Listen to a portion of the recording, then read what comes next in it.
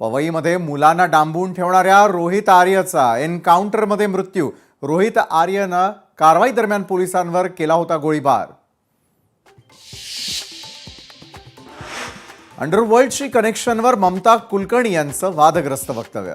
दाऊद इब्राहिम दहशतवादी नाही, ममता कुलकर्णीच्या वक्तव्यानंतर टीकेची झोड। डॉक्टर संपदा मुंडेचा घातपात केला गेला। माजी खासदार रणजित नाईक निंबाळकर यांनी महिला डॉक्टरवर मोठा दबाव आणला। सुषमा अंधारेंचा रणजित निंबाळकरांवर गंभीर आरोप।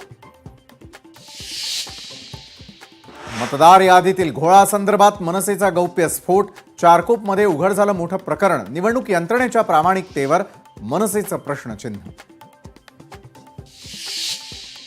भाजपमधल्या इनकमिंगनं शिवसेना अजिबात अस्वस्थ नाही।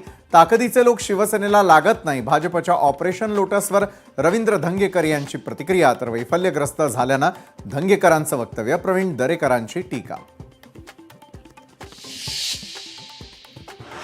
अनिल परब यांचा महसूल राज्यमंत्री योगेश कदम यांना दणका। डेंटल कॉलेज परिसरामध्ये जगबुडी नदीतील गाळ बेकायदेशीर टाकल्याप्रकरणी मंत्री योगेश कदम यांचे सखे चुलते अरुण गंगाराम कदम यांच्यावर महसूल विभागाची मोठी कारवाई। जैन बोर्डिंग व्यवहार प्रकरण अखेर शमलं। धर्मादाय आयुक्तांनी दिले व्यवहार रद्द करण्याचे आदेश।